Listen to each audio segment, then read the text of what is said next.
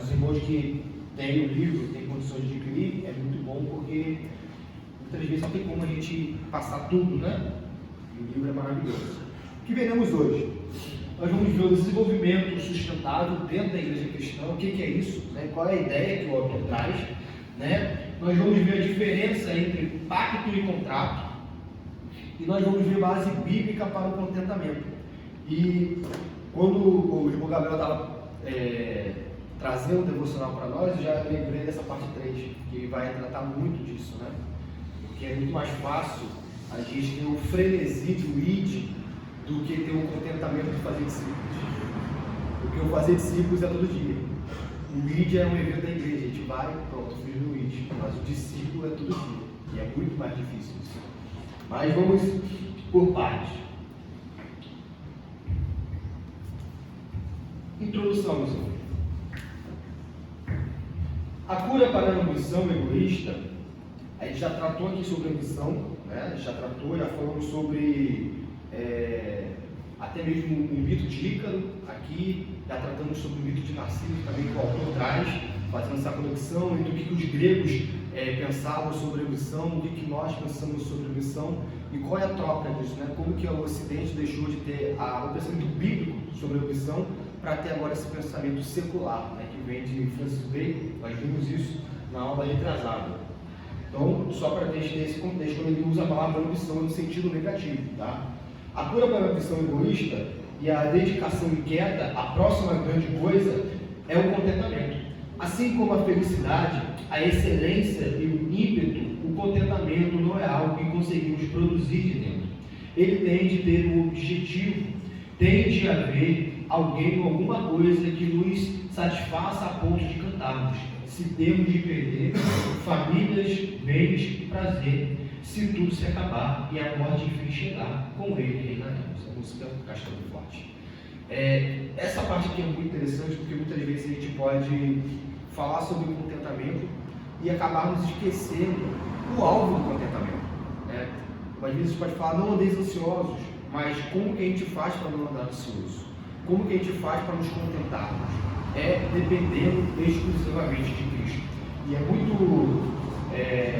interessante essa visão do autor de acrescentar aqui a música de Lutero, porque aqui essa música ela é um contentamento. Ele está dizendo que é o pensamento de Paulo, Lutero está dizendo que é o pensamento de Paulo, né? Temos de perder família, bens, prazer, né? É tudo que o ser humano busca, né? Família, bens e prazer. Alguns vão buscar, cada um vai buscar, talvez um busque mais prazer, talvez outro busque mais bens, talvez outros busquem mais família, talvez, e assim vai. É o que? É a tríplice da busca humana, que a gente acha que nessa tríplice está a nossa felicidade. Mas ele diz, se tudo se acabar, minha morte vai chegar com ele reinaremos. O verdadeiro contentamento está em mesmo nós não termos nada disso, né? Mesmo que Deus tire tudo isso de nós, ainda assim nós estaremos felizes com Cristo. É claro que passaremos por um momento de luto, mas ainda assim estaremos felizes com Ele, tá? E o grande exemplo disso é Jó, tá? O grande exemplo disso é Jó, que ele chega a murmurar, ele chega a inquirir aos céus, né? A inquirir a Deus por que isso está fazendo, mas o livro de Jó mostra especificamente que Jó perdeu o prazer, ficou doente, né? Ficou com uma lepra totalmente execrável, né? Que era difícil até mesmo de olhar para Jó, era difícil, saía pus de sua pele, era uma coisa feia. Ele perdeu família, ele perdeu todos os seus bens. E no final Deus não explica para ele por que isso aconteceu. Ele não sabe. Ele só soube depois que morreu. Mas até então, Deus falou, basta que você saiba que eu sou soberano. Foi essa a resposta de Deus no livro de Jó. É essa. Porque ele fala, você sabe como foi criado tal coisa, você sabe onde você estava quando eu criei isso, onde você estava quando eu fiz isso, onde você estava quando eu sustentei tal animal, onde você estava. E Jó, depois de Deus se mostrar soberano para ele, o que Jó faz? Ele fala que ele falou sem pensar, né? É o finalzinho de Jó. Eu te conhecia só de falar, mas agora te vejo. Que agora ele vê aquele Deus soberano, ele vê aquele Deus que cuida de fato de todo o universo. E se ele estava passando por aquilo, era porque Deus também estava sendo soberano sobre aquela função da vida dele. Amém? Então, o contentamento genuíno e verdadeiro, ele tem um alvo, ele está em Cristo. Muitas vezes as pessoas vão falar que tem contentamento, mas o contentamento dessa pessoa, e isso é muito difícil, né? Porque quando a gente erige um ídolo, Deus vai derrubar. Se nós somos eleitos, Deus vai derrubar. Vocês têm que tomar muito cuidado. Então, algumas pessoas vão falar, eu tenho contentamento, mas ela tem contentamento onde? Ela está falando que é no Senhor, mas o contentamento dela está nos bens. Aí aquela passagem do jovem rico, ele achou que ele estava salvo. Eu faço tudo. Aí Jesus fala, vende tudo que tem e siga-me. Ele se entristece e não segue Jesus. Jesus estava mostrando o quê? Ele estava mentindo, que ele não tinha, na verdade, esse cumprimento da primeira tábua da lei e da segunda tábua da lei. Era isso. Tanto que para Zaqueu, Jesus não pede para ele abandonar tudo que tem, porque Zaqueu não achava que ele estava pleno em si. José de Arimateia também. Jesus não pede para o José de Arimateia se desfazer das suas riquezas, mas ele pede para o jovem rico, porque o jovem rico acreditava que ele estava salvo por seus méritos, porque ele estava contente em Deus. Vamos colocar essa aplicação aqui.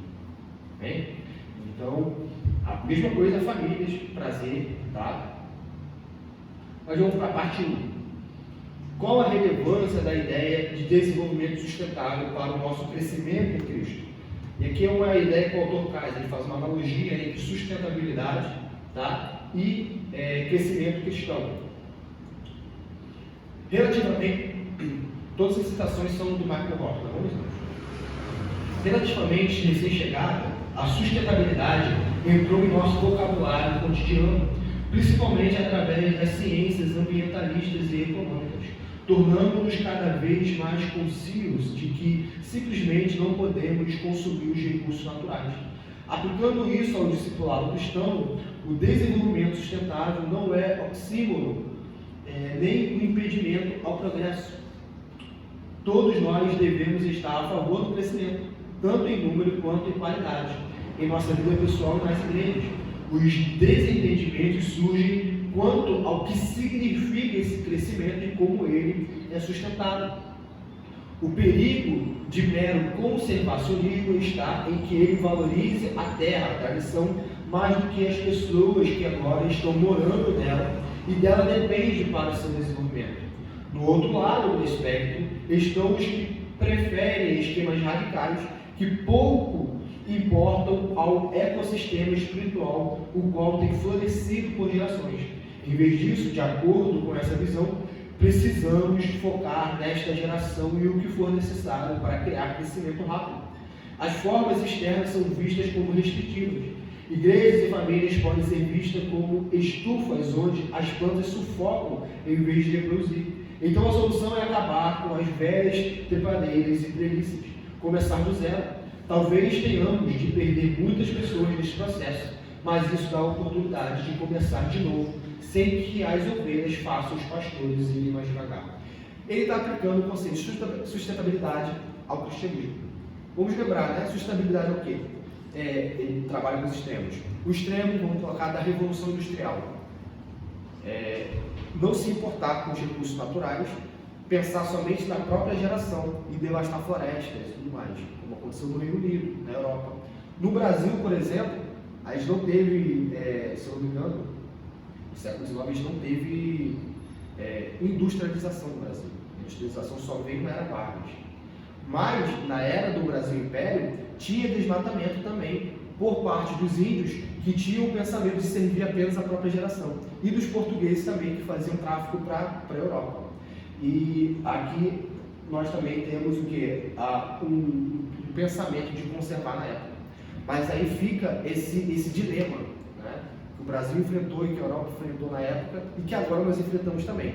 Ou nós conservamos e esquecemos da necessidade da presente geração, ou nós conservamos aqui no sentido de preservar, tá? Nesse sentido de preservação, ou nós chutamos o balde e vamos destruindo tudo para nosso próprio benefício atual. Então, como é que nós lidamos com esse dilema? Esse dilema na parte ambientalista é muito complexo, né? Isso aí só um estudioso vai poder falar isso. mas vamos aplicar aqui ao cristianismo. Isso é muito difícil também na igreja cristã. Tá? Também na igreja cristã é muito difícil, porque muitas das vezes nós ficamos na zona de conforto. Aqui na nossa igreja, por exemplo, é muito mais fácil nós estarmos aqui na nossa zona de conforto, que todos nós nos conhecemos. Todos nós já sabemos quem nós somos. Todos nós já temos a afinidade, todos nós já temos, já sabemos o que o outro pensa, o que o outro não pensa. Então é muito mais fácil para nós ficarmos nesse conservacionismo. É muito mais fácil. Mas também tem um perigo de chegar um momento em que esse conservacionismo se vire um estopim. E aí o que ocorre? A gente vai para o outro extremo. Qual o outro extremo? Esquecer de tudo o que formou a igreja local, de tudo o que nós somos, para buscar um crescimento em detrimento do que nos une. Do que nos une. Eu acho que todos nós que aqui estamos já passamos por uma experiência parecida,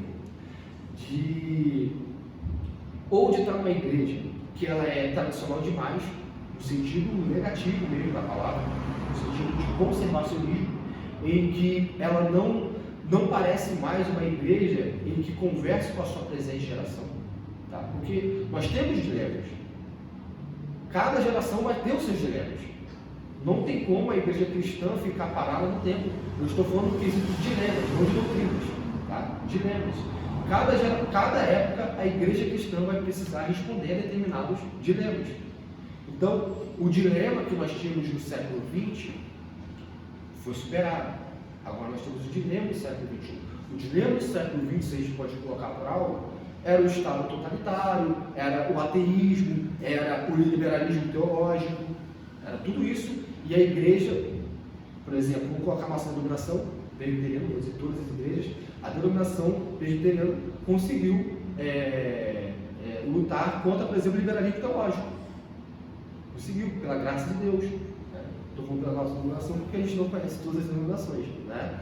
A nossa denominação conseguiu lutar conseguiu sobreviver às ditaduras do nosso país. Conseguiu sobreviver, não conseguiu, mas estamos aqui até hoje. Nós tivemos, no mínimo, aí 2 ditaduras no nosso país. Né? Nós conseguimos sobreviver.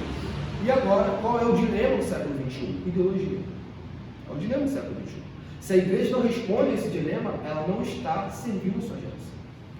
Assim como na época dos reformadores nós tínhamos aquela briga com o catolicismo, hoje essa briga já foi, não no sentido de vencido ou superado, no sentido positivo, mas no sentido de que os termos do debate já foram, de certa maneira, terminados por um determinado ponto, e agora basta escolher. Certo? De certa maneira, é claro que a gente vai sempre continuar dialogando e debatendo sobre isso. Mas o dilema hoje muito mais urgente é essa conversa sobre ideologia e cristianismo, em que muitas das vezes, por causa de ser aceito na nossa sociedade, nós nos curvamos à ideologia. Um exemplo disso é o pastorado feminino, ideologia feminista.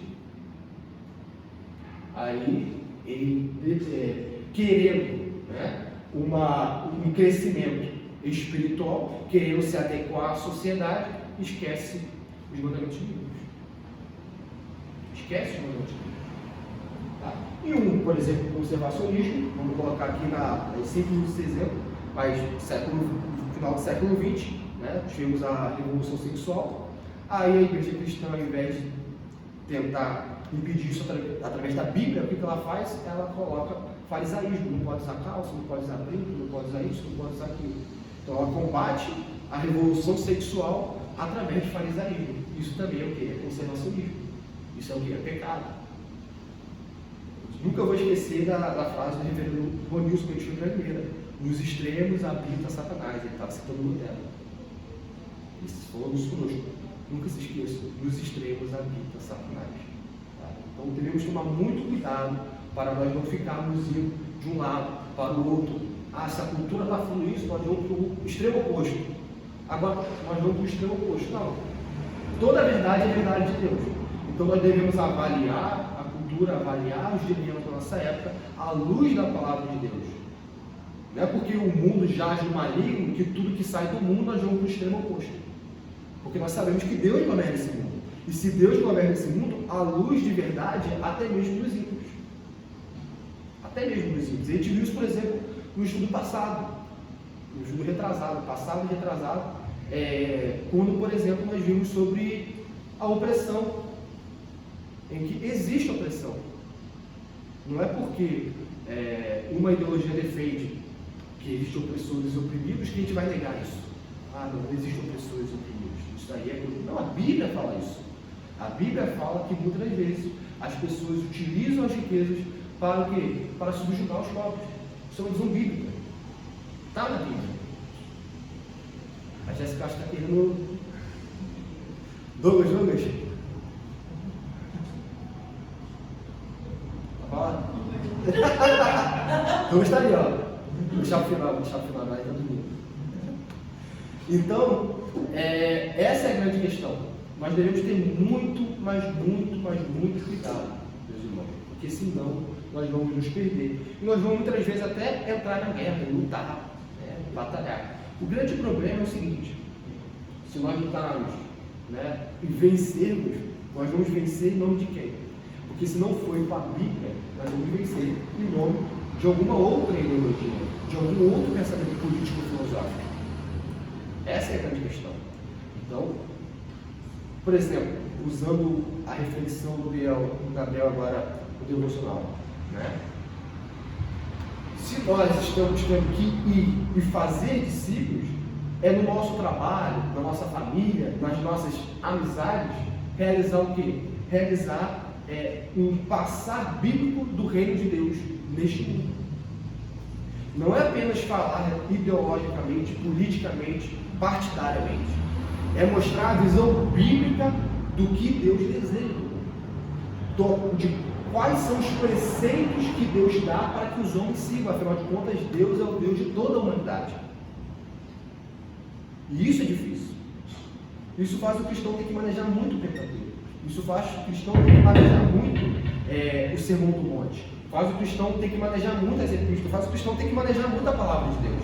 Isso é muito difícil. É muito mais fácil a gente entrar em jogos propagandísticos de partidos políticos e ficar digladiando com isso, do que ter uma visão bíblica da realidade e lutar para que o reino de Cristo seja estabelecido nessa terra. É muito mais fácil a gente ficar com narrativas, com slogans. Só uma observação. Quando eu digo isso, meus irmãos, eu estou falando da igreja como instituição e nós como cristãos que estamos na mordomia, como mordomos de Deus na criação e tudo mais. Eu não estou aqui abordando vocações. Tá? Isso aqui não é vocação ainda. Tá? Não estou falando de vocação. Por que eu estou dizendo isso? Porque um cristão que tem uma vocação para ser político, obviamente, ele vai ter que se filiar a um partido. Não é pecado. Não é pecado o cristão se filiar a um partido. Tá? Não estou dizendo isso. Não é pecado. Depende do partido. Depende do partido. Se filiar o pessoal, está em pecado. Se você filiar a um partido que é totalmente contra a lei de Deus, tu está em pecado. Mas não é pecado filiar-se a um partido. Assim, aí você tem que avaliar um partido qual é. Oi? Criar um partido cristão. Criar um partido. Não queira não. Vamos então ver agora, meus irmãos, alguma dúvida aqui, alguma consideração? É interessante a gente pensar na importância de nós estarmos nesse contexto mesmo, contextualizados com a cultura que nós estamos, porque muitas vezes pessoas que não compreendem o Evangelho, tem um raro disso, olham para o cristão como se ele fosse externo ao mundo. E muitas vezes o recém-convertido, ele às vezes pensa que para que ele possa ser cristão, ele precisa renunciar exatamente tudo aquilo que ele vivia anteriormente. Não necessariamente isso acontece. Acho que uma grande ameaça que se a gente fosse traçar a administração, empresarialmente, muitas vezes se fala sobre matriz SWOT, que é forças, ameaças, fraquezas e oportunidades. Oportunidades, isso. E aí, se a gente fosse olhar uma das principais ameaças que a gente tem hoje é a mentalidade progressista, que vem discipulando as crianças nas escolas do ensino fundamental e massacrando os jovens na faculdade, se assim posso falar. E aí você vê que esses pensamentos são tão enraizados na mente das pessoas que frequentam as escolas e acabam aprendendo, que às vezes é melhor não aprender. Mas quando acabam aprendendo, é que às vezes isso começa a se tornar mais real e mais intrínseco do que a própria mentalidade cristã. Então e aí, hoje em dia, com as redes sociais, você começa a ver questionamentos à palavra de Deus que parecem fazer muito mais sentido da forma como as pessoas estão falando. Então você vira, uma vez, por exemplo, eu questionei uma menina que ela postou assim no Facebook, no Instagram, eu acho. Frases machistas que ninguém percebe. Aí uma delas era assim: e o seu namorado gostou dessa roupa? Aí eu olhei pra ela assim: não entendi. Onde é que eu acho que me explica? Já sabendo o que ela queria falar. Aí ela falou: não, como é que você vestir pra ela e tal. Aí eu falei assim: mas e num relacionamento? A palavra de Deus não nos ensina que nós temos de fazer tudo em prol do outro, que o amor no relacionamento é muito mais sacrificial do que um amor para si mesmo, né? Aí ela começou a refletir e pensar assim: cara, realmente não faz muito sentido. Uma levada para a mentalidade feminista desprezando o evangelho. A mesma coisa quanto ao relacionamento homossexual, que cada vez mais quer dizer que amor é amor. Então, Jesus aprova esse tipo de amor, porque é amor, desprezando a Bíblia. Ontem eu vi um vídeo sobre desarmamento, até o André falando que se, eu gosto de causar um pouco na internet, aí ele falando que se Jesus tivesse nosso tempo, ele estaria armado. Aí eu fiquei pensando assim, cara, eu falava para os discípulos não darem com uma espada, não dar com duas, mas dar com uma. Realmente, era importante que eles tivessem como se proteger. Aí vem um cara que não é cristão falando assim: esse cara está tudo errado. Não que eu defenda muito o André Valadão, mas o cara estava querendo dizer, o cara que estava respondendo o André Valadão, que Jesus era o cara da paz, que quando Pedro arrancou a orelha do cara, ele colocou no lugar. Então Jesus ele só queria saber de curar e multiplicar pão, ele não queria brigar com ninguém. Não chicoteou ninguém, né, Jesus? Só que Jesus não ajudou o mundo só. Jesus veio trazer a espada, não veio trazer a paz. Aí cadê? Então, se nós não estivermos verdadeiramente munidos de conhecimento da palavra de Deus, todas essas mentalidades que parecem fofinhas vão nos levando a acreditar em Jesus fofinho, né? Vão nos levando a acreditar em Jesus que abraça todo mundo, em Jesus feminista, e aí o aborto começa a fazer muito sentido. Poxa, cara, tá vendo a mulher, né, do bebê é inconveniente. Então, a mentalidade desse mundo é: tudo aquilo que me atrapalha, não me faz feliz, tem que ser eliminado da minha vida. E está tudo ao redor. E se a gente começa a acreditar dessa forma, a gente vai para uma igreja esperando que aquela igreja só vai ser boa para mim se a igreja me fizer feliz. Se me corrigir, vou sair. Entendeu? Então, tudo isso são mentalidades pequenas aqui, rios ali do Instagram, uma aulinha de ensino fundamental que vai moldando a nossa mente, e quando a gente está com uma mentalidade muito mais mundana do que cristã.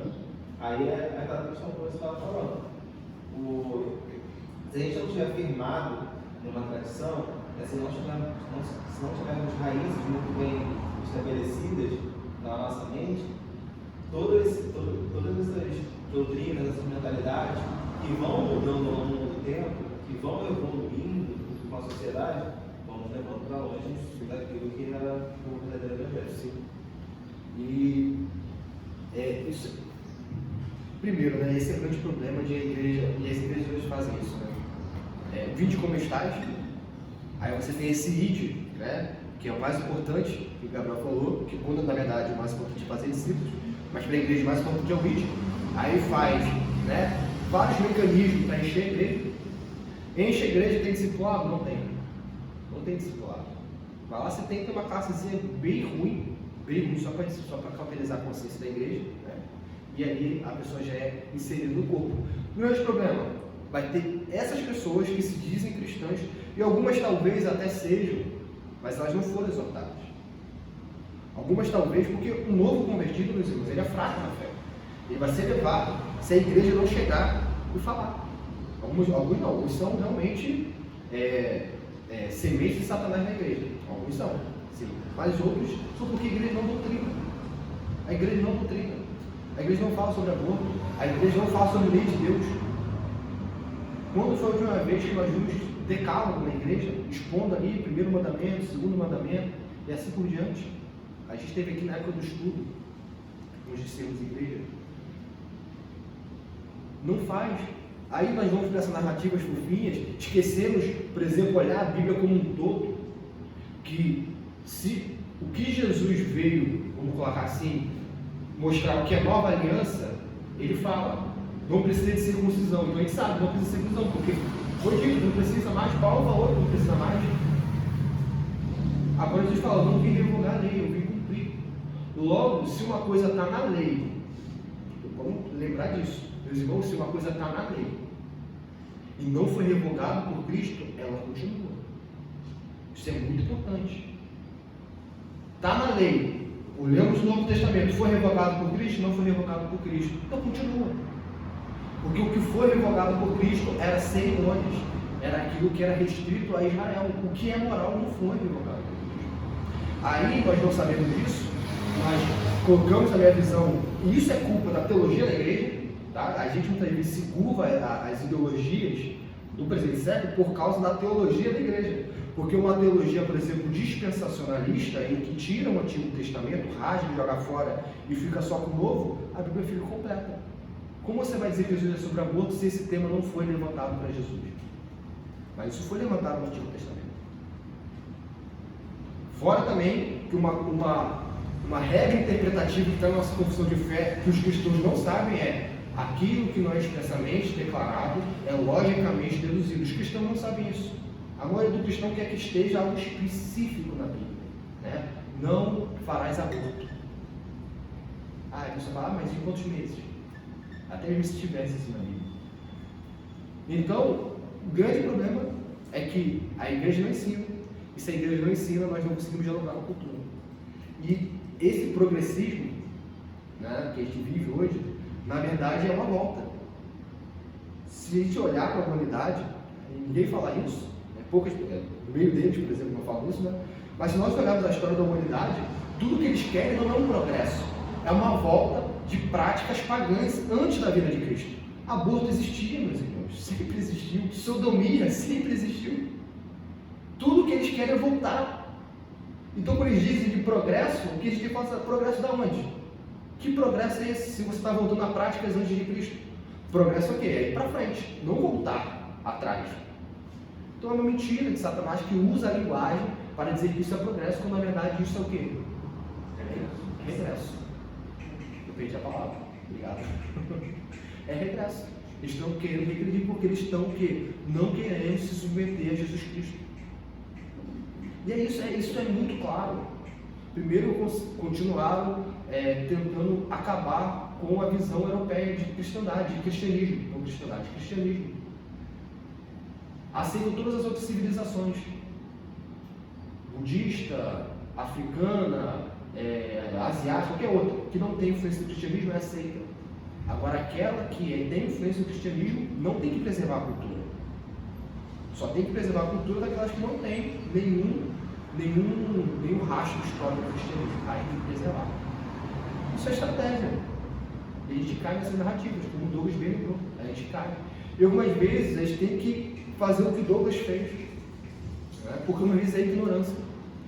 Por mais que não sei se a pessoa depois se arrependeu ou não, né? Isso não entra na discussão, mas umas vezes você pode dizer, essa pessoa está falando tanta coisa contra a Bíblia. Gente, está claro talvez para a gente, para o outro não está.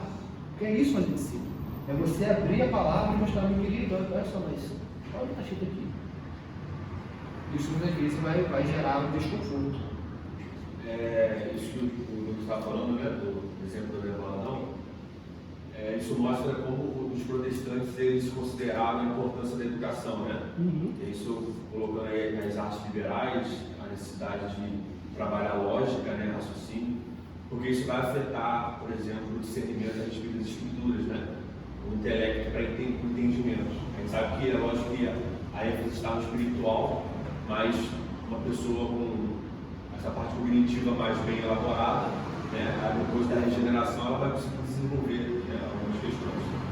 Por exemplo, hoje em dia, por falta dessa questão de educação e discernimento, nós temos as pessoas caindo numa questão do pragmatismo e superficialidade quando vai para as escrituras, né? Então você tem, por exemplo, eu vou ler as escrituras, aí eu tenho uma posição inclinada a um aspecto político. Então, se eu sou armamentista, eu vou fazer de tudo para forçar o texto para encaixar Jesus Cristo como um cara que realmente é aquele que porta a arma mesmo, andar com a bloco e tudo mais. Aí você força algumas passagens bíblicas que não é isso, né? É igual a questão de Jesus Cristo, né? E ele veio cumprir a missão dele redentiva, que ele não está preocupado com essas questões de arma, né? Mas também ele não prega contra, mas a questão é que o reino, quando ele pisou aqui, era expor a graça dele. Então a gente vê pessoas forçando o texto para falar que Jesus defendia a porte de arma. E por outro lado, aí tem a galera da paz, que tem uma ideologia desarmamentista, que vai forçar o texto para dizer que Jesus pregava contra armas, sendo que também Jesus ele não está trabalhando isso quando ele fala com Pedro a respeito da espada, né? Que pela espada matar, né? Pela espada morrerás também, mas no sentido que o reino de Deus não é conquistado por força nem por espada, né? Mas é pela força de Deus, é pela graça. A luta não é a luta contra o homem, né? Contra a carne e sangue, mas é contra as potestades e tudo mais. Então você vê, quando nós vamos para as escrituras, não para que ela fale conosco, mas para que eu force o texto e tenha um selo das escrituras sobre aquilo que eu penso, a gente incorre nesse tipo de erro. A ideia do discernimento, você tem que ir nas escrituras discernir e deixar que ela fale com você, para ver então se você está certo ou errado. Então, acho que hoje em dia a gente, por sofrer muitos pensamentos externos, e ao invés de ler mais escrituras, a gente tem consumido mais coisas de fora dela, a gente tem uma tendência natural de sempre torcer o texto para nos confortar, ao invés de confrontar. Então, a gente vê isso, né, no meio da igreja, né? Então, os pastores forçando o texto para um ponto, o outro pastor que é mais progressista forçando para outro, e não deixando a palavra mesmo expor e ensinar, né, a respeito do que é certo. É igual, né, trazendo isso, né? É muito difícil, né? Porque o cristão ele vai ter essa tendência a forçar o texto, né? Infelizmente. Pastores também. E aí a validação de uma coisa pega, infelizmente a gente faz muito isso com Jesus. Até porque uma visão equivocada, achando que para ser, né, para ter a validação extrema das escrituras tem que ter ocorrido com Jesus. Como se Malaquias, Neemias fosse grau abaixo. De Mateus a João, grau 5. Então as pessoas dividem a palavra de Deus em graus. Mateus a Marcos, Mateus a João está aqui. Epístola está aqui, né? Apocalipse está aqui, o Antigo Testamento está por último. As pessoas têm essa visão, mas foi Jesus que disse. A gente já pegou isso já na antiga igreja que usou Paulo, aí o cara colocou Paulo contra Jesus. Meu querido, o que Paulo falava era a palavra de Jesus, ele estava interpretando a palavra de Jesus, mas as pessoas não entendem isso. Não entendem. Igual nós queremos ter justificativa, porque tudo que nós fazemos tem que ter justificativa bíblica, claro, obviamente. Queremos justificativa bíblica para o armamento, letras e Neemias, lei. Né?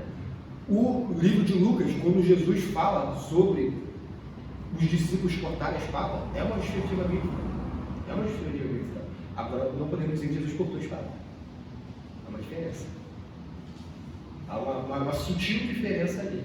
Né? Há uma sutil O reino diferença. de Deus, né? O reino de Deus que Jesus Cristo não veio como representante rei, fala que não é por arma de fogo que vai conquistar. Porque senão não que ele seja contra a arma, aí. tanto que ele não proíbe, né, os discípulos de andar com espada. Sim, porque quando Jesus fala isso, o grande perigo, se nós utilizarmos o porte de arma até mesmo como um discurso cristão, não na esfera, a gente conseguir categorizar, igual você está falando aqui. Se nós não categorizarmos a realidade, a gente vai ter grande dificuldade. Por exemplo, o cristão, ele pode utilizar a voz de arma? Claro que pode. Agora, isso não é uma luta cristã. Porte de arma não é uma luta cristã.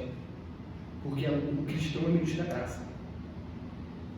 E, como fala o cristão, é a igreja como instituição. Agora, a gente pode usar, mas isso é por isso que eu estou falando que é possível o cristão se filiar a partidos políticos. Mas isso é reino dos homens. Né? Agora, a igreja não. Voltando a essa parte de partidos políticos, como você falava, eu lembro que na semana passada eu comentei um pouco sobre aquele documentário, né? O cristianismo, a história do cristianismo, não sei se vocês viram, mas um dos comentários que os rapazes, né, que fazem o documentário, eles falam que a igreja, hoje o Estado é lá. Antigamente, a igreja fazia parte do Estado.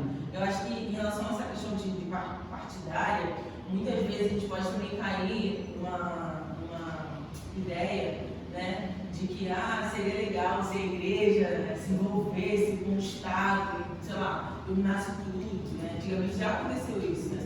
Mas a gente sabe, estudando, né, a gente sabe que biblicamente isso não é correto. Né? Tem suas ideias e tal, mas cada um no seu lugar, né? Cada coisa no seu lugar. E é muito interessante, porque eu mesma, né, já cheguei a pensar que seria interessante, né? Seria legal, né? Imagina assim, né? Se a igreja estivesse à frente do Estado e tal, mas não tem nada a ver que eu digo assim, né? Claro que tá tudo. Eu entendo, né?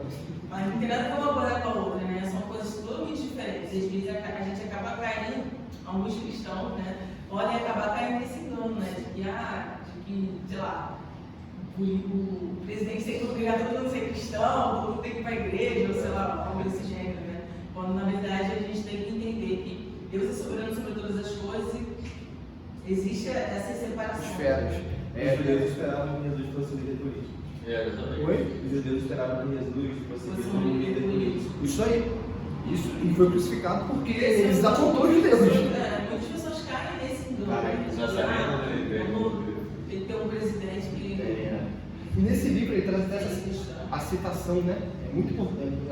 Eu não trouxe isso aqui, a Bíblia fala. Não, só o próprio laicismo, né? É um termo, né, cunhado pela igreja. Isso não sabia. Então, é a própria igreja que vai desenvolver na América esse conceito de laicismo.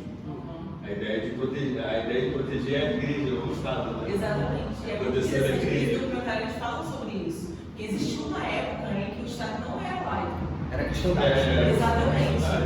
Entendeu? Cara, E mostrou a igreja, né? Por conta disso. Exatamente.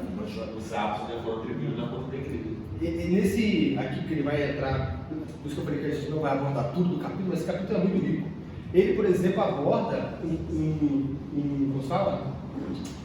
Uma citação de João Calvino sobre ter, ali que ele fala, líderes, né? Não é presidente. João Calvino é o quê? É monarquia ou aristocracia. Né? Isso na época medieval era isso. Né? Na época medieval, renascença, né? Baixa Idade Média. Aí o João Calvino responde se era para ter só líderes cristãos. Ele está falando da esfera pública, tá? Do Estado. Ele fala não. Porque Deus dotou não somente o cristão da verdade. Aí ele usa os juristas romanos, que até hoje o nosso direito é influenciado pelo direito romano. Ele fala que aqueles homens tinham a verdade de Deus. Porque a verdade de Deus está em todos os povos na medida em que o Espírito Santo a distribui. Então nós, quando avaliamos qualquer coisa, avaliamos se é verdade ou se não é verdade, não quem diz, mas o que é dito. Por quê? Porque se você vai, por exemplo, para a cultura japonesa, tem verdade na cultura japonesa. Não que tudo seja verdade, mas é venerar. Direito romano, tudo que os romanos fizeram certo? Não. Mas tinha ali questões de advogado, que até hoje a gente usa, né? Todo o arcabouço ali, que o ministro depois vai poder falar melhor, ele tinha esse senso de justiça. É igual música, né? Tipo, música gospel, música cristã, música secular. A Bíblia já fala isso. Quem inventou os instrumentos músicos? Foram os ímpios. A questão mesmo é perderá. É perderá. Então, é igual. E o mais importante dessa questão sobre esferas, que a gente vai fazer só sobre isso, né? É entender que a igreja, essa questão de igreja dominar Estado, isso não deu certo. Para mim isso é um retrocesso. Tá? Mas é entender também que quando a igreja cunhou o termo laicismo, né? Você falou aqui, ela não disse que o Estado tem que ser arreligioso. Essa é uma diferença que muitas vezes os cristãos não entendem. Quando nós falamos que igreja e Estado não se misturam, a gente não está dizendo que Estado e religião não se misturam. Por quê? Porque religião, a igreja é representante da religião cristã, mas a igreja não é a religião cristã em si. Como eu estou dizendo, que a igreja, aqui ó, a religião cristã está aqui, religar Jesus Cristo. Então os cristãos, como indivíduos participativos da vida pública, vão sim levar o seu lado religioso para a esfera pública. Não existe neutralidade. Porque não existe neutralidade. Nem extremismo, né? Isso aí. Não. Porque o laicismo hoje em dia foi corrompido, no sentido que qualquer um que fala que é cristão tem que ser tirado da esfera pública. Não é isso. Nunca foi isso. Mas é o cristão saber que ele é um representante de Deus, porque um deputado, mais do que dar conta para o seu eleitorado da lei que ele aprova ou que ele não aprova, ele vai ter que dar conta perante Deus. Um juiz, mais do que dar conta de quem é inocente, de quem ele culpa, para o Estado, né, para a sociedade, ele vai ter que dar conta perante Deus. E ninguém vai chegar para Deus e falar, mas Senhor, na Constituição dizia isso. Porque a palavra de Deus está aqui, Constituição abaixo. Igual o Filipe falou, que não há neutralidade, quem trabalha muito isso é o Stone, né? Em teologia pública, ele vai falar muito a respeito de que, na verdade, o problema da esfera pública é com a religião cristã, né? Porque com os pressupostos cristãos, porque todos os homens, quando eles estão exercendo o poder público, eles estão adotando um tipo de pressuposto. Exatamente. Então, uma religião, se for o ateísta, ele vai trazer a filosofia que ele adota como aquilo que rege a vida dele, né, e os princípios amorais que regem a vida dele, para fazer normas em cima disso. Nesse ponto é interessante ter pessoas com fundamentos cristãos. Com certeza. Mesmo que Exatamente. talvez não sejam nem cristãos, mas podem ser usados por profissão para que Os valores morais. se manter. Nós temos pessoas assim hoje que nós, né, a gente não traz para a igreja, mas nós ouvimos como cristãos na esfera pública e utilizamos esses porque são os que falam a verdade. Né? E é muito importante nós, como cristãos, não reduzir, né, e não ir para os extremos. Não negligenciar a vida cotidiana da igreja. Muito importante isso. Não negligenciar a vida da igreja. Né? Tudo que nós fazemos como igreja, mas também não. Eu tenho que ter muito cuidado para usar os termos aqui. Se eu usar o termo feliz e outro exemplo, por favor, tenha misericórdia. Mas não achar que tudo deve passar pela igreja. Tá? Como assim? Cada um de nós vai ter vocações. Né? Nós precisamos hoje, por exemplo, não é que a igreja cristã produza arte para a glória de Deus. Porque não é chamado da igreja produzir arte. Não é chamado da igreja. Agora existem pessoas específicas que são chamadas para ser diretores, roteiristas, escritores, atores e assim vai. São pessoas chamadas. Agora não tem que passar pela igreja. A igreja não tem que criar um estúdio. O grande pecado do pensamento mais brasileiro é achar que tudo que tem que ser feito para a glória de Deus tem que passar pela igreja, como instituição. Não. Cada um no seu chamado. Gabriel e Felipe no marketing lá na área não precisa passar para a igreja negócio cristão, né, uma palestra. Não. É eles no dia a dia deles fazendo um negócio deles para a glória de Deus. A Verônica na fisioterapia, a mesma coisa também, na informática, o Douglas e a Jéssica, a parte de guitarra. O Douglas é muito complexo, essa parte é muito complexa a parte dele, parte de gestão, e a engenheira e o advogado aqui também. Cada um na sua esfera, para a glória de Deus. A gente tem que pensar que o lugar onde nós estamos é a oportunidade e é o campo de batalha em que Cristo nos colocou para levantarmos a bandeira do Evangelho. É fazer discípulos aonde nós estamos. Não esperar um grande evento da igreja para a gente fazer discípulos. É no nosso local de trabalho. Por que Deus colocou você lá? Me colocou lá. Por que eu tenho essa vocação? Porque, meus irmãos, o grande erro nosso é nos amoldar ao pensamento da presente era. E um dos pensamentos sutis da presente era que a igreja não está combatendo, por exemplo, parece muito irrelevante, por exemplo, com a ideologia, é a ideia de que você pode ser o que você quiser. Não existe mais na igreja, na sociedade, a ideia de vocação. Então, se hoje você quiser ser um psicólogo, você vai ser um psicólogo. Se você quiser ser um gerente de grande empresa, você vai ser um gerente de grande empresa. Se você quiser ser, sei lá, um cozinheiro, você vai ser um cozinheiro. Basta querer e ter persistência, porque é pregado hoje. Você pode ser o que você quiser, o seu futuro é determinado por você. A visão cristã que imperou durante séculos foi: Deus instituiu dons e vocações. Cada um busque entender a sua vocação e atuar na esfera pública para a glória de Deus. Há uma diferença enorme. Enorme. E os cristãos hoje estão no pensamento secular. Eu posso ser o que eu quiser.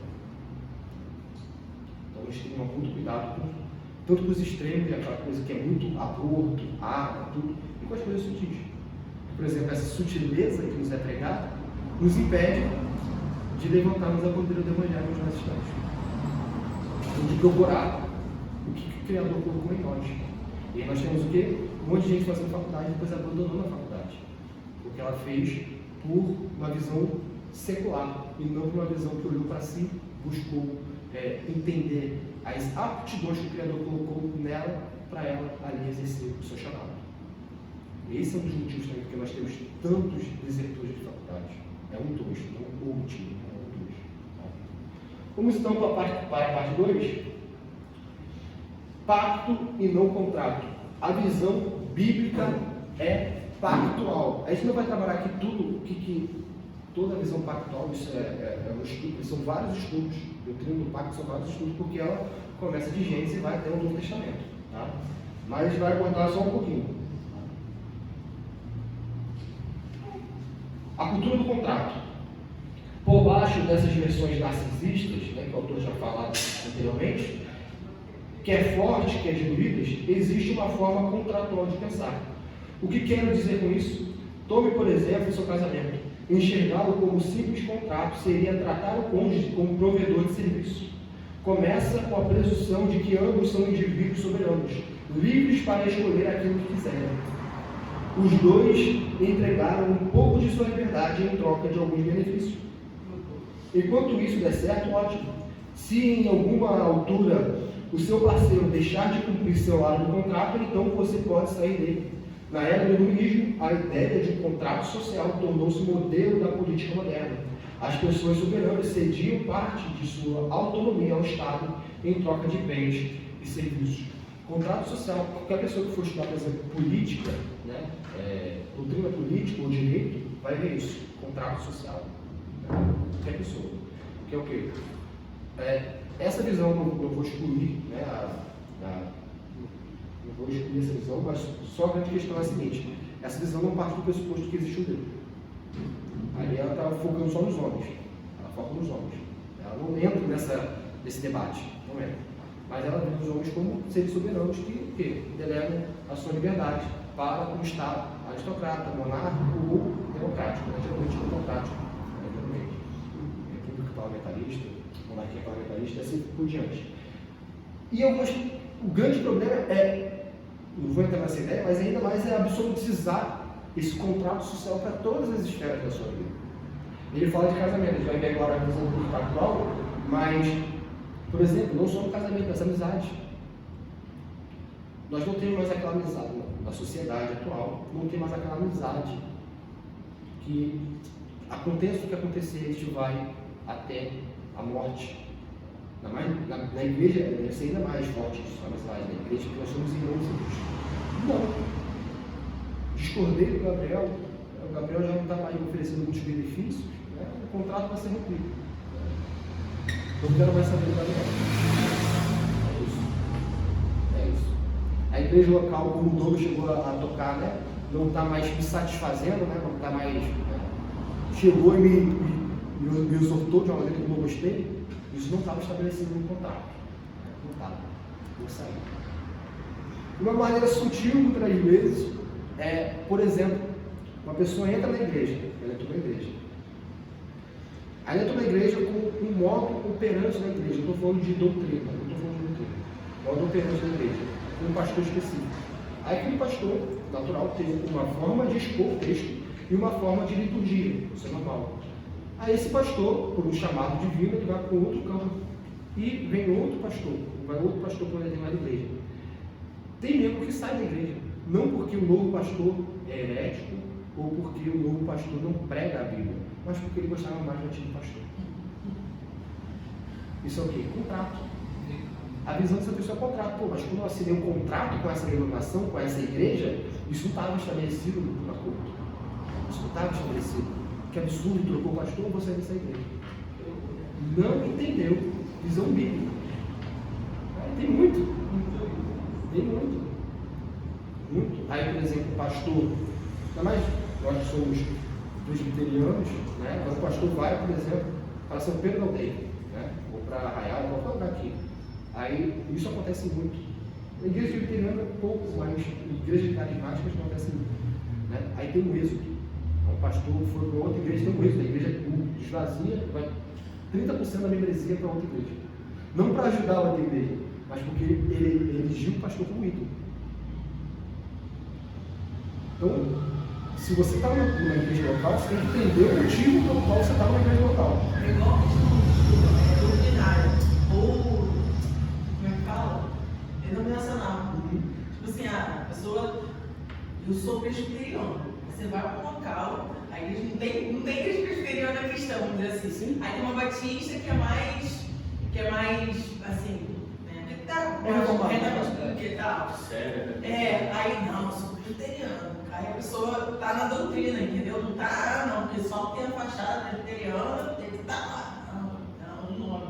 Tá idolatrando o nome, né? Sempre ou a denominação, ou Assembleia de Deus, sei lá, qualquer outra denominação. Está idolatrando uma denominação. Exatamente. Se você e tem essa realidade, se você muda de cidade, vai ter que mudar de cidade, né? Trabalhando num novo local. Você chega. Ele sofre isso. Ele sofre. Coitado. Eu já fico assim sobre esse caso, né? Nossa, eu sou presbiteriano. Porque tem diferença no jeito de crer, né? Questão de prática. Por exemplo, se fosse para um lugar, eu iria, por exemplo, para a gente faria. Mas meu coração ia ficar de boa, eu não iria. Porque, por exemplo, se tivesse filho, eu ia poder batizar com filho assim. Porque a igreja não concorda com isso. E eu entendo que é bíblico batizar filho. Então, assim, mas é aquilo, não vou me pegar. Não, é uma questão de fazer o quê?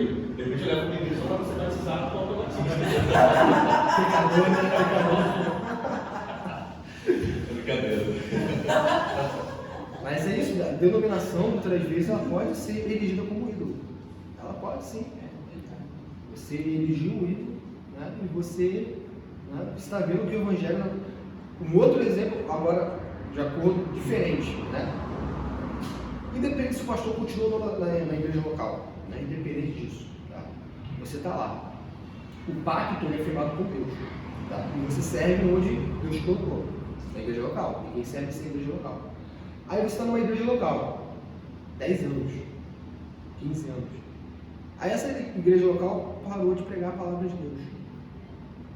Mas você não quer sair. Aí você acha que vai romper a sua parte do contrato. Ou não, porque eu lembrei da igreja que a gente já fez parte, né? Porque era uma idolatria tão grande, a própria denominação, o próprio pastor se instituía, né? Não, nós temos que ser fiéis.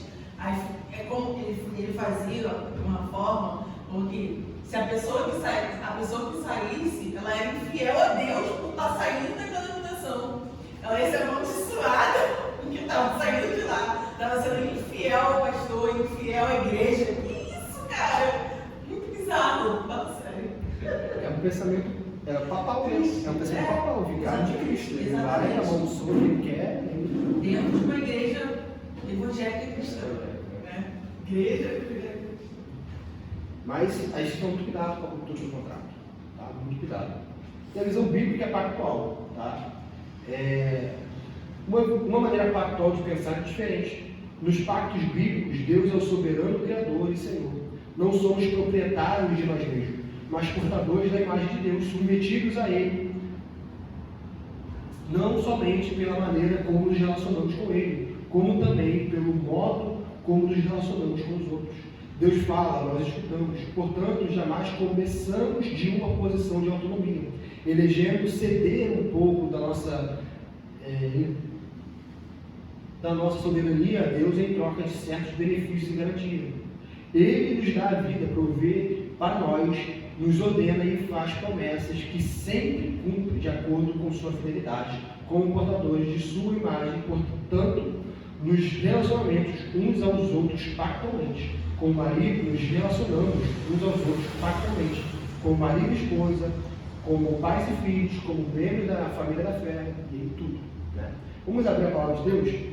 Gabriel, por favor, abre Gênesis 2, do 15 ao 17.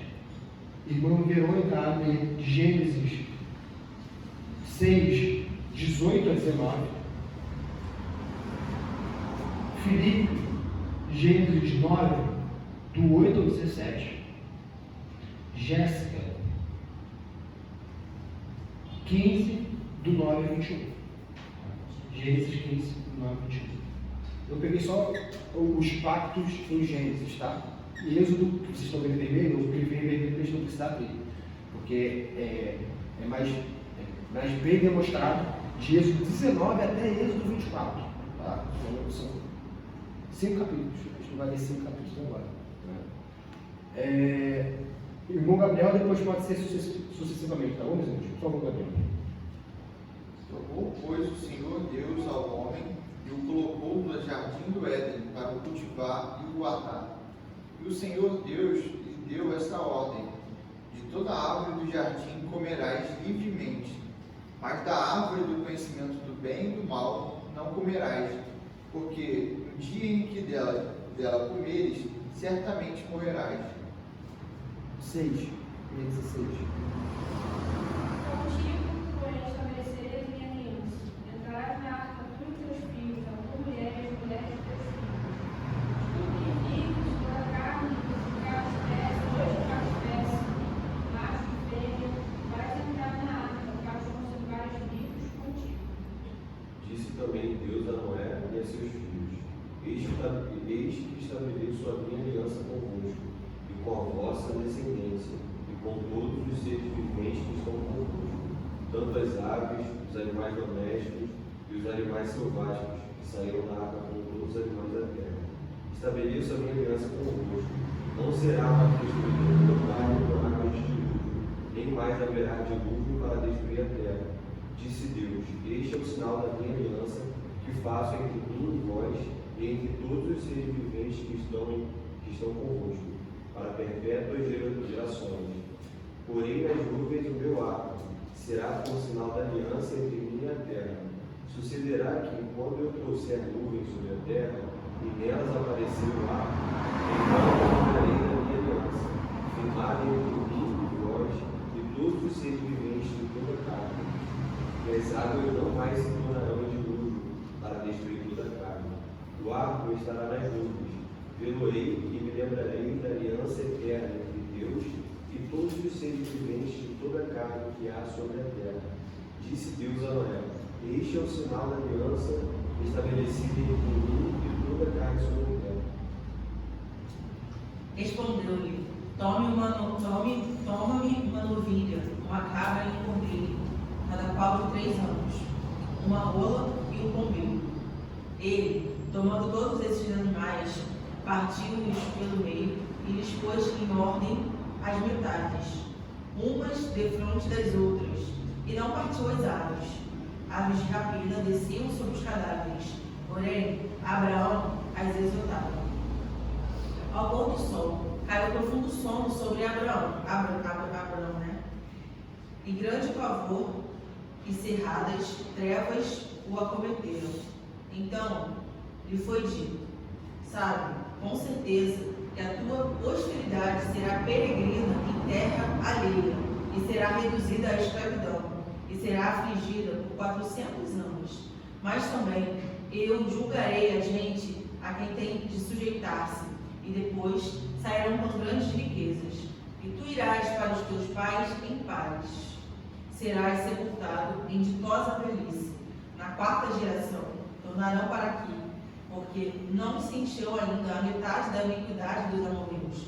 E sucedeu que, posto o sol, houve densas trevas, e eis um fogareiro fumegante e uma tocha de fogo que passou entre aqueles pedaços.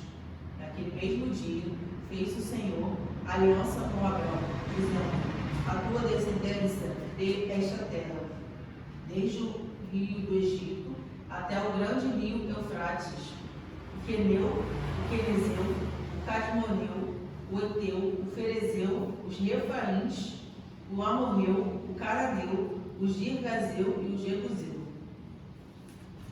Obrigado, Jéssica. O que todos esses textos têm em comum, né? Aliança. Aliança. Gênesis 2, 15 a 17. Aliança, né, que a gente diz que é o pacto de obras, né, de Deus com os homens, firmado com Adão. Depois nós temos com Noé, a aliança. Nós temos 2 pactos e várias alianças. Tá?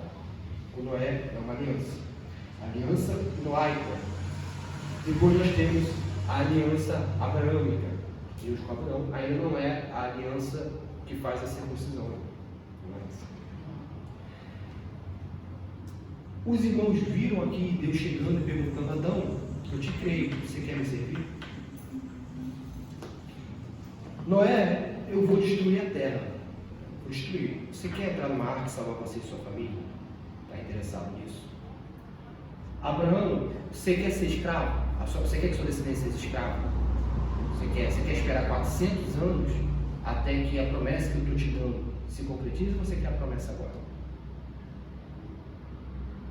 Porque essa é uma visão em que muitos cristãos têm para com Deus, de que eu sou um ser autônomo, né, um ser livre, e Deus vai chegar e me perguntar. É por isso que, por exemplo, na nossa denominação, na doutrina presbiteriana, não tem como você entender pé do batismo sem entender a doutrina do pacto. Não tem como. Não tem como, é impossível. Por quê?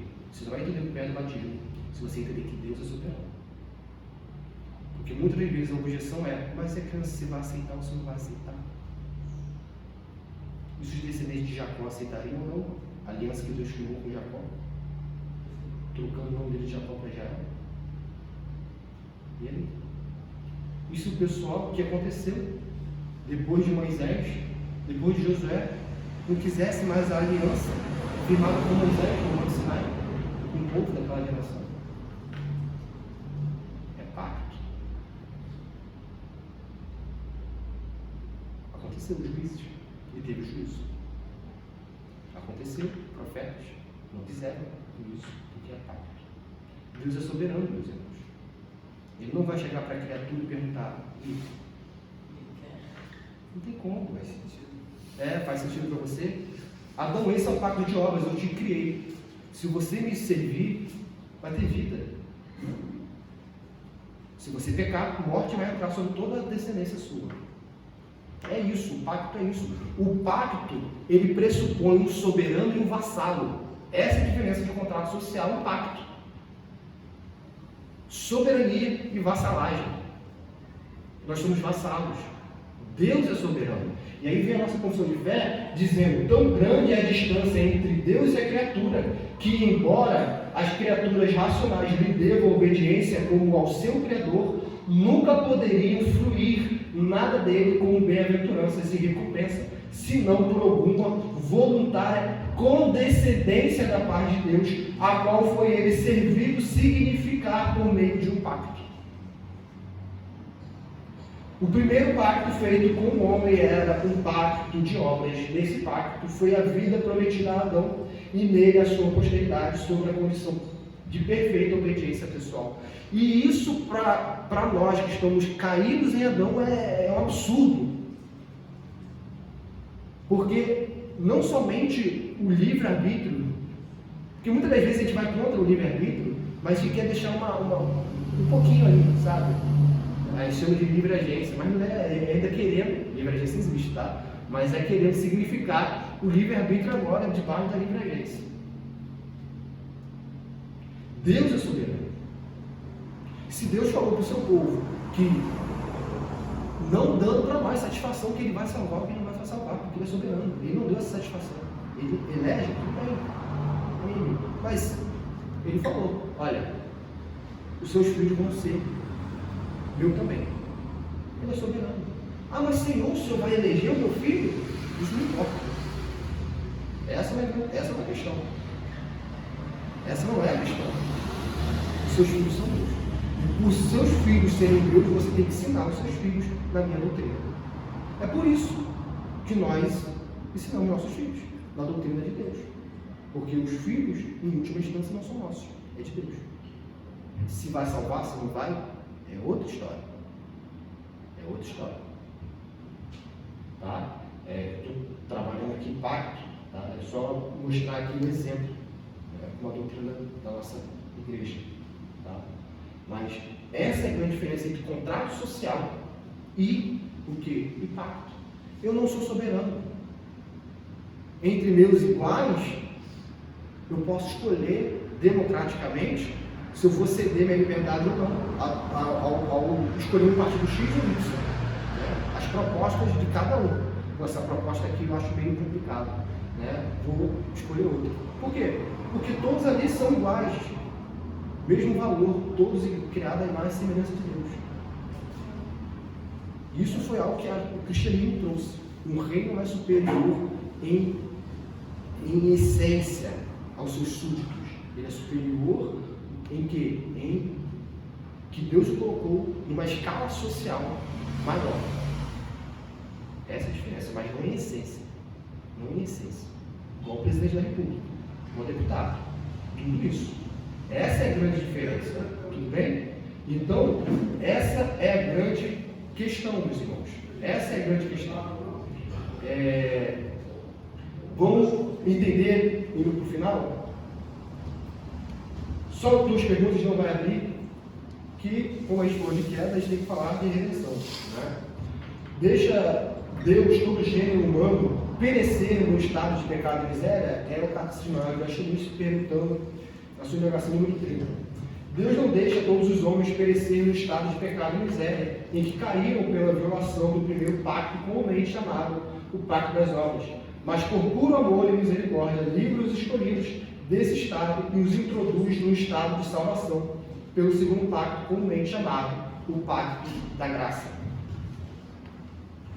Com quem foi feito o pacto da graça? O pacto da graça foi feito com Cristo, como segundo Adão, e nele com todos os eleitos, como sua semente. Então, são 2 pactos, várias alianças. Tá? Nós temos a aliança também com de Davi, e depois Jesus vai ser o cumpridor. Então, nessa parte de pacto, tudo bem? Podemos passar? Indo para o final, meus irmãos. Quais as bases bíblicas para o nosso contentamento na vida? Contentando-se com o verdadeiro Evangelho. No zelo criado pelo próprio Evangelho, podemos estar deixando o Evangelho para trás ao gravitarmos em torno de diversos chamados para conseguir algo mais. O Evangelho mantém nossos olhos fixos em Cristo, enquanto a lei nos fala como correr a carreira. Mas a nossa tendência é sempre acrescentar nossas próprias doutrinas ao Evangelho e nossos próprios mandamentos e expectações à palavra revelada de Deus. Não mais contentes com o Evangelho e os mandamentos da Escritura, começamos a procurar por algo mais. Todos os problemas que descrevi até este ponto, o autor diz, e muitos outros além desses, resultam de um descontentamento básico com a palavra de Deus. Por exemplo, a gente falou aqui que nós não temos, nas doutrinas das igrejas em geral, ensinos. Eu tenho algumas, mas em geral não tem ensino sobre decálogo. Não tem. Pacto, por exemplo, não tem. Lembrando que pacto, por exemplo, não é só uma visão presbiteriana, está reformada. Existe pacto distintivo dos batistas também. Os batistas também são pactualistas. Tá? Os congregacionais. Todas as heranças, todos que têm herança na reforma protestante são pactuais. São pactuais. Qual é a posição do pensamento pactual? É o pensamento dispensacionalista. Tá? Então, essas doutrinas, por exemplo, de pacto, de decálogo, de todos isso, para a igreja atual, é muito chato. Por que o adolescente quer saber disso? Por que a pessoa, né, tantos dilemas atuais querem saber disso? É chato. Vamos ter algo mais. E aí para de ensinar. Algo que a palavra de Deus revela. E se Deus revela, deve ser ensinado ao seu povo. Deve ser ensinado. Em vez de crescer como árvore, queremos aumentar como um incêndio florestal. Aquele pensamento bem hiperbólico, né? Aí isso aqui a gente pode ver todos esses congressos ímpios que cristãos promovem. Ímpios mesmo, porque sempre quando não tem a palavra de Deus como centro, o congresso é ímpio, não importa qual é o nome dele. Vencendo em Cristo, mas se o vencendo em Cristo numa visão bíblica é um congresso ímpio. Tá? Porque está o quê? Está substituindo Cristo. Anticristo, meus irmãos, muitas vezes tem visão de anticristo com uma visão muito escatológica, e ela tem que escatológica, tem. Mas vamos lembrar que a palavra de Deus diz em certo momento nas epístolas que o anticristo já estava naquele momento. E o que é anticristo? Anticristo, toda geração tem os seus anticristos, que são pessoas que se colocam no lugar de Cristo. Seja opondo-se, como os ateus, sendo, não levando mais a palavra de Deus a sério, levando os ensinamentos de Deus a sério e se colocando como mestre da igreja. Também é um anticristo. Não é só quem está fora da igreja. Quem está dentro, respeitando a palavra de Deus como heresia, também é um anticristo. Por quê? Porque ele impede as pessoas de chegar aos céus. É igual o Jesus amoroso, no sentido pejorativo da palavra. Fofinho, né? A palavra que ele usou foi fofinho, foi Deus. O Jesus fofinho é um anticristo que essas pessoas criaram. Por quê? É um Cristo que eles imaginaram. É um Cristo que eles imaginaram, esse Cristo não salva.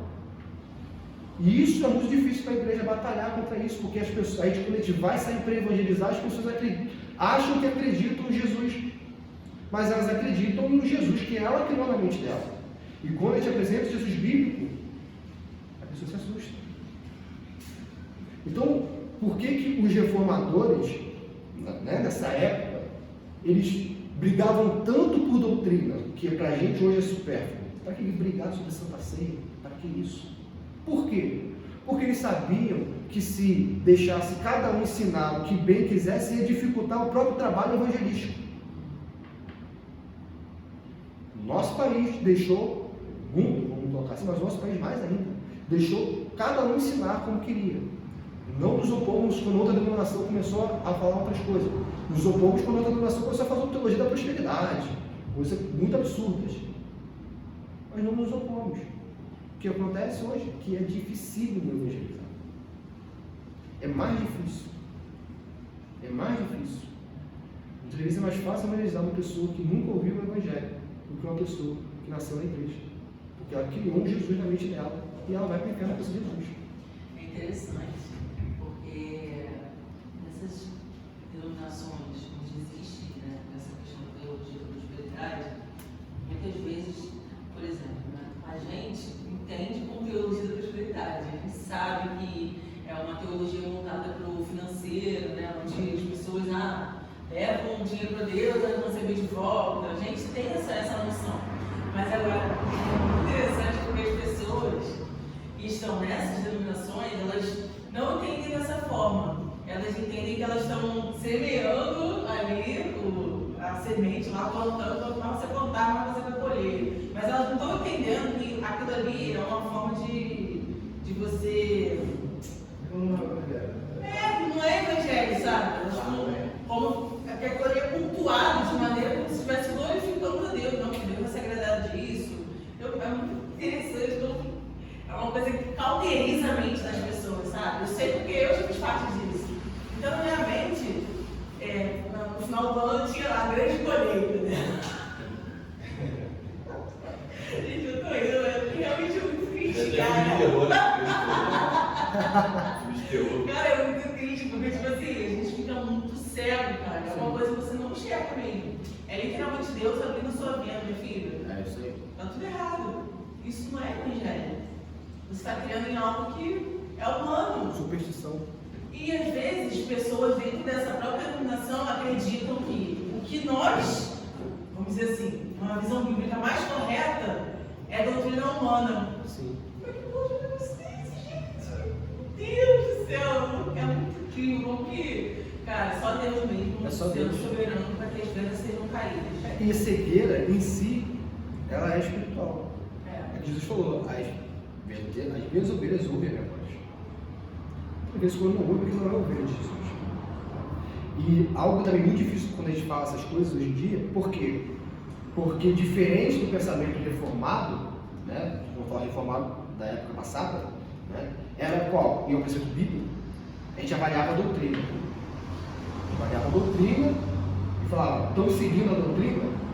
Então, aos olhos humanos, são cristãos. Porque ninguém sonda o coração. Tá?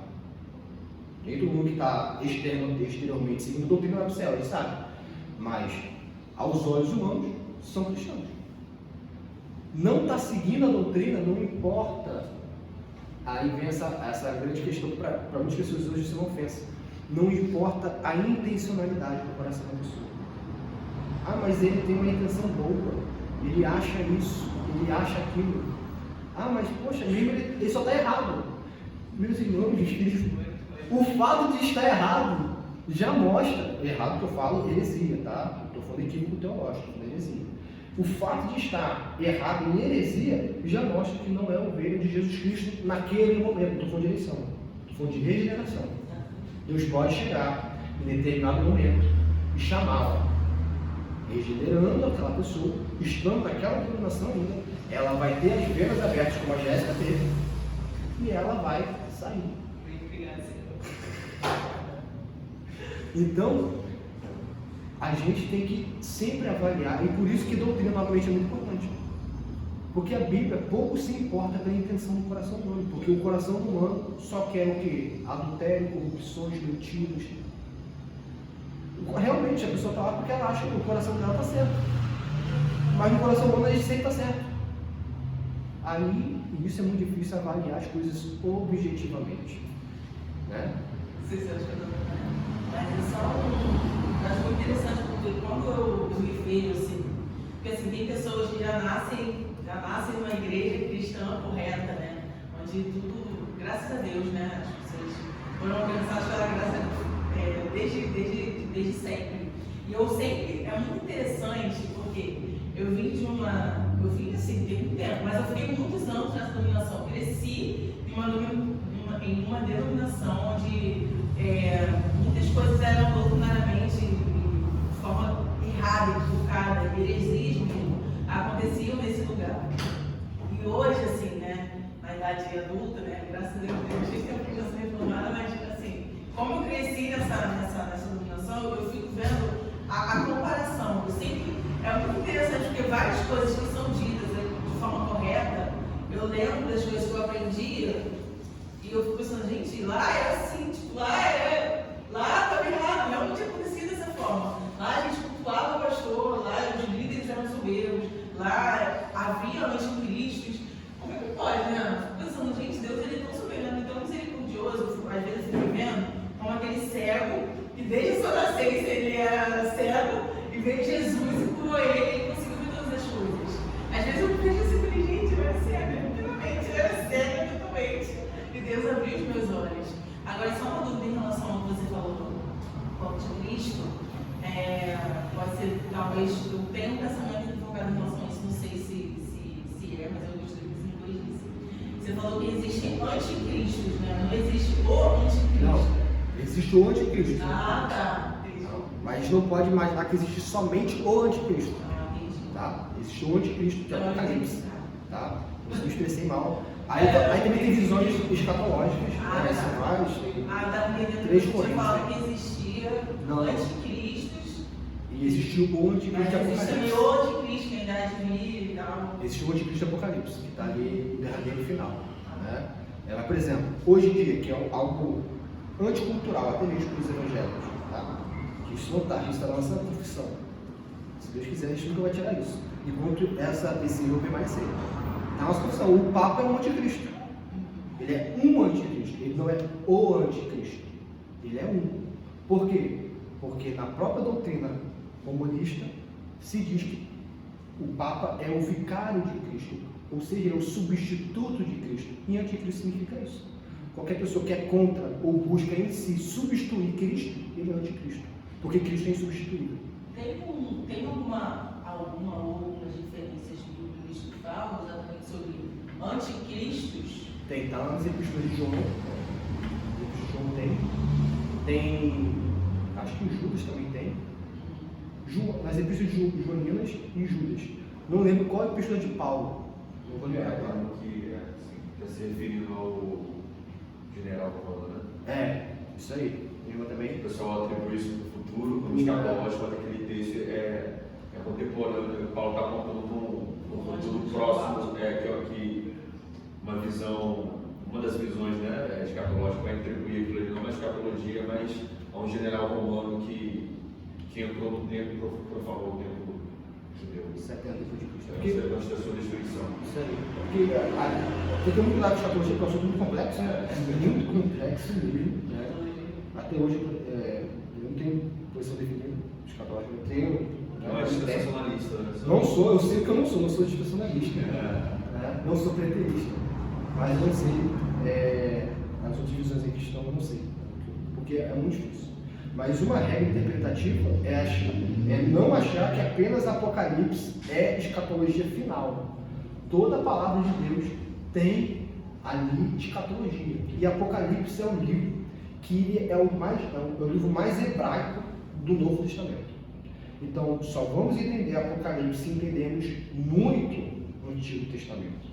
Tá? Muitas vezes as pessoas esquecem o Antigo Testamento, aí vai para Apocalipse, achando, aí é a interpretativa equivocada, que tudo que está em Apocalipse vai acontecer na minha geração. Né? Aí aconteceu uma guerra ali, está aqui em Apocalipse. Mas isso. Toda geração passou por isso. Toda geração passou por isso. Uma pandemia, está em Apocalipse. Não estou dizendo que negando ou não negando, mas a grande questão é que a gente tem que tomar muito cuidado, porque ainda mais, esse é o tipo de assunto que a gente leva para o trabalho. Geralmente é esse. A gente viu uma matéria, a gente leva para o trabalho essas coisas, isso está em Apocalipse, sabe? A gente não leva justificação pela fé, a gente não leva essas coisas importantes. A gente leva achismo. E o grande perigo disso é o quê? É o cristianismo cair em descrédito. Porque você fala que aquilo está em Jesus está voltando agora, aí Jesus não volta. Há 5, 10 anos, Jesus não volta aí. 100 anos, né? 100 anos. A pandemia de 1918.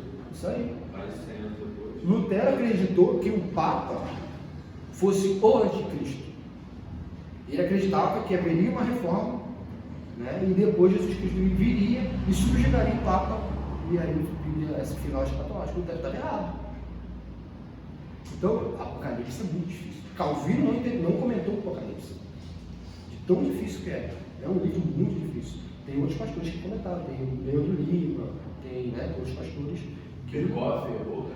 Berkoff errou, os irmãos de Berkoff errou. Se Berkoff errou, Berkoff falou, né, só que a título de curiosidade, né, que os judeus nunca. Teologia sistemática. Autor famoso, famoso que eu falo assim, no meio teológico, né? Cara, o livro dele está até na bibliografia dos seminários presbiterianos. Ele é um dos maiores modernos, ele, Charles Hodge, esse pessoal. Aí ele falou que os judeus, ele é do século XX, tá? Morreu antes da segunda metade do século XX. Os judeus nunca vão voltar para a sua terra. Aí nós temos a Segunda Guerra Mundial, nós temos lá aquele pacto, lá, a assinatura, e os judeus voltam para Israel. E ele falou que os judeus nunca iam voltar para a terra deles, com uma visão contrária ao dispensacionalismo, que acreditam que iriam voltar. Por isso, dizendo, não é fácil. Aí significa porque os dispensacionalistas acreditavam nisso que estava certo? Não é isso. É avaliar biblicamente. Até porque relógio quebrado acerta 2 vezes no dia. Né?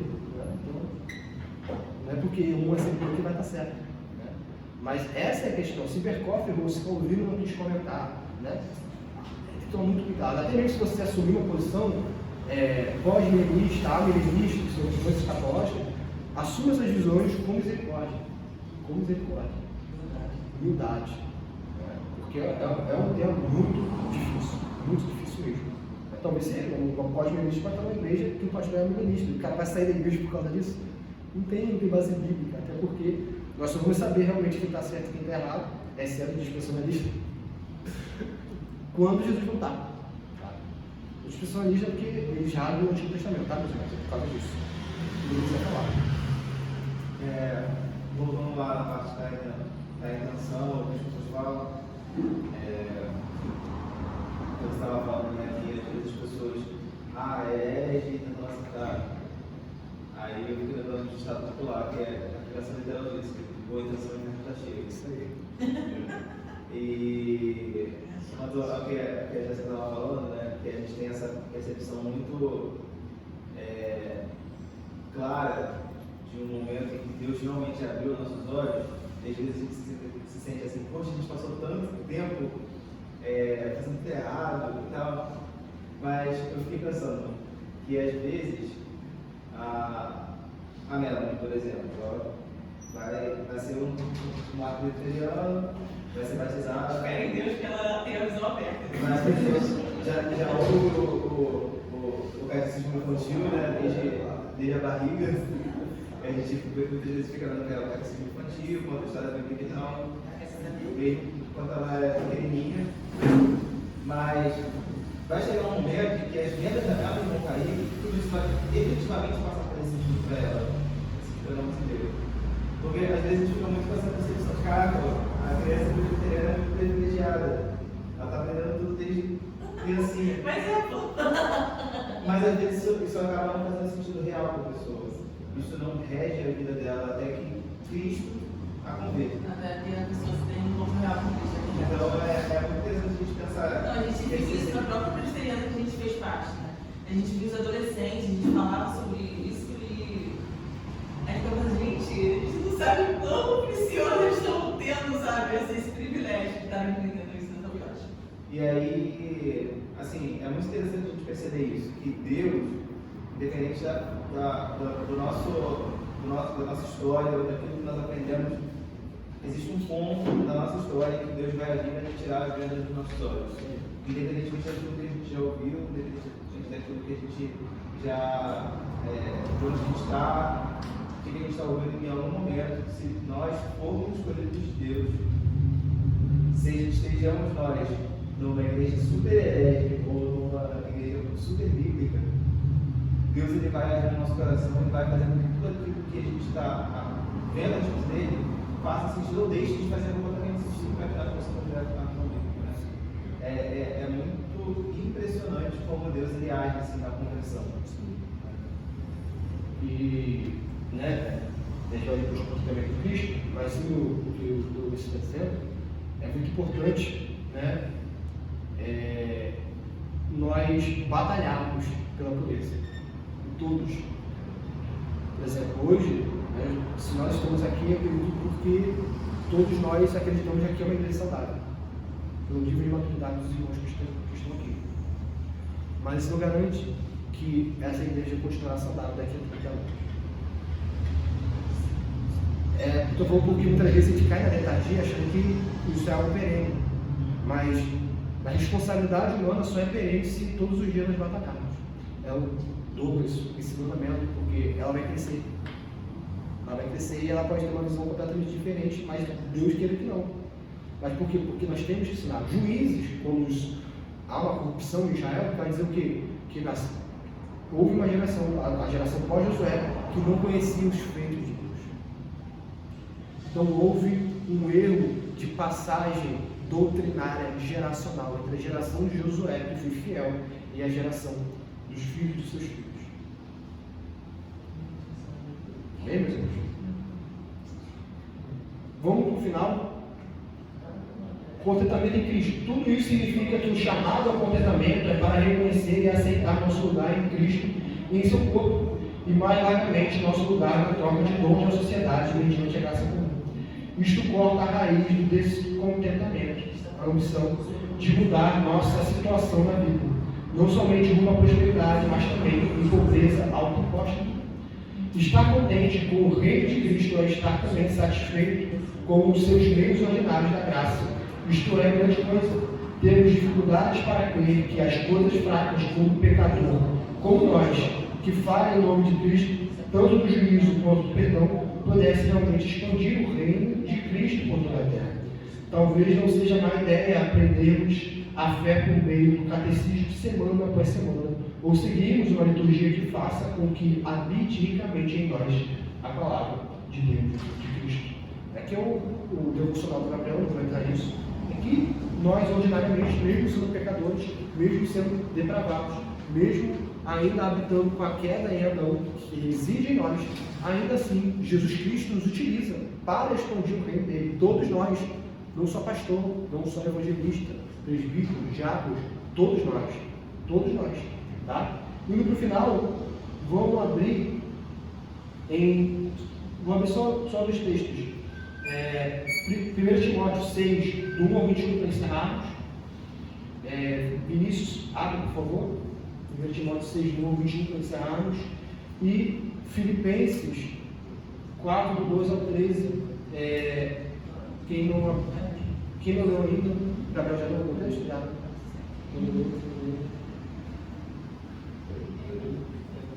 Danilo, vai ler. Filipenses aí, 4, do 2 ao 13. Isso, se abre, pode ler, por favor.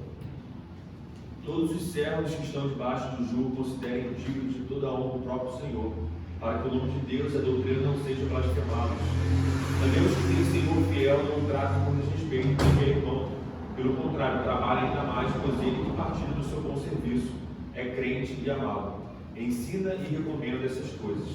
Se alguém ensina uma doutrina e não concorda com as santas palavras de nosso Senhor Jesus Cristo e com o ensino segundo a piedade, é infatuado, nada entende, mas tem mania por questões e contendas de palavras, de que nasce inveja, provocação, difamações, suspeitas, malignas, altercações sem fins, por homens cuja mente é pervertida e privada da verdade, supondo que a piedade é fonte de lucro.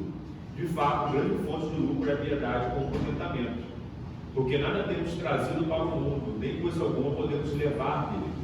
Tendo sustento e com que nos vestir, estejamos contentes. Ora, os que querem ficar ricos caem em tentação, em cilada, em muitas concupiscências, insensatas e perniciosas, as quais afogam os homens na ruína e perdição. Porque o amor do dinheiro é a raiz de todos os males, e alguns nessa cobiça se desviaram da fé, e assim mesmo se atormentaram com muitas dores. Tu, porém, ó homem de Deus, foge dessas coisas. Antes, segue a justiça, a piedade, a fé, o amor, a constância, a mansidão. Combate o bom combate da fé. Toma posse da vida eterna, para a qual também foste chamado, e de que fizeste a boa confissão perante muitos testemunhos. Exorto-te perante Deus, que preserva a vida de todas as coisas, e perante Cristo Jesus, que diante de Pôncio Pilatos fez a boa confissão, que guarda o mandato imaculado e irrepreensível até a manifestação de nosso Senhor Jesus Cristo, a qual em suas épocas determinadas há de ser revelada, bendito e único soberano, o Rei dos Reis e o Senhor dos Senhores, o único que possui imortalidade, que habita em luz inacessível, a quem um e algum jamais viu, nem é capaz de ver. A ele honra e poder eterno. Amém. Exorta os ricos do presente século que não sejam orgulhosos, nem depositem a sua esperança na instabilidade da riqueza, mas em Deus, que tudo nos proporciona ricamente para o nosso aprazimento. Que pratiquem o bem, sejam ricos de boas obras, generosos em dar e prontos a repartir.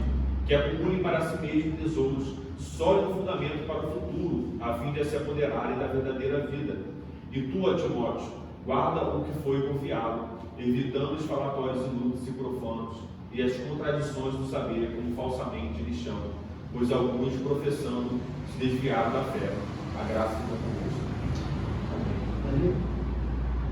Sei o que é passar necessidade, e sei o que é ter fartura. Aprendi o segredo de viver contente em toda e qualquer situação, seja bem alimentado, seja com fome, tendo muito ou passando necessidade. Tudo posso naquilo que me fortalece. Amém.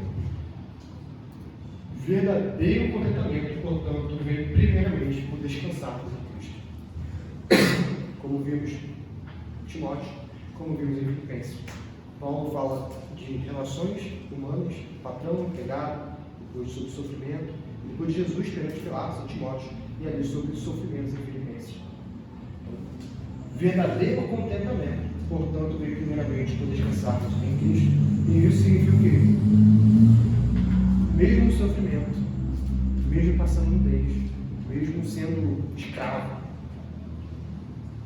é possível ter contentamento. Isso é destruidor para nós. Porque a gente percebe que eles têm tudo e eles não 3 vezes não é contente. A palavra de Deus diz que a escravo, mesmo o escravo pode ser contente. Porque o contentamento não está nas coisas terrenas. Ela está, o quê? Em Cristo Jesus. A história dos moravianos, né, faz todo sentido, né? Quando a gente vê, quando a gente fala, quando a gente lembra, né, que eles se venderam como escravos. Ou seja, a alegria deles estava em Jesus Cristo, não estava naquilo que eles possuíam, não sei se eles mas enfim, eles fizeram isso para que as pessoas que estavam lá fossem alcançadas.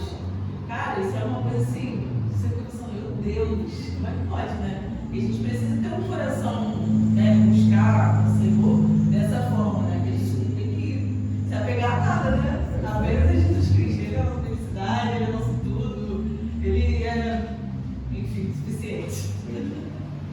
Amém. Vamos orar então para esse ato. Oremos. Meus amados, queridos, muito obrigado, Pai, por esse momento, Pai, em que todos nós crescemos, Pai, em graça, porque nós lemos a Tua Palavra, Deus, porque nós conversamos sobre a Sua Palavra, Deus, porque nós refletimos sobre a Tua Palavra, Senhor. Preserve-nos, ó Deus, no vínculo da paz, nos preserve-nos, ó Deus, em santidade, nos preserve-nos, ó Deus, com a consciência de que somos pecadores justificados por Cristo Jesus, Pai. E nos preserve, Deus, a fazer as coisas ordinárias, Deus. As coisas que a Tua Palavra ordena, Deus, dia a dia que nós realizamos, Deus. Seja na igreja, seja no trabalho, onde quer o Senhor nos coloque, Deus, para que sejamos os embaixadores do Reino de Jesus Cristo. Pedimos, Senhor, leve-nos para os nossos lares, Deus, que seja o dia, Deus, em que nós continuemos a meditar na Tua Palavra, Deus, sejamos, Deus, agora embaixadores desse reino, nos nossos ambientes familiares, Deus, onde quer o Senhor nos leve, Deus, e depois traga-nos novamente, Deus, para o culto noturno. Pedimos a Ti, em nome de Jesus Cristo. Amém. Amém. Jéssica perguntou onde está a questão dos anticristos. 1 Epístola de João, capítulo 2, Jéssica, versículo 18. Filhinhos, já é a última hora, e como ouviste que vem o anticristo, também agora muitos se têm feito anticristos. Tá bom? 1 João, capítulo 2, 16, 18 e seguinte.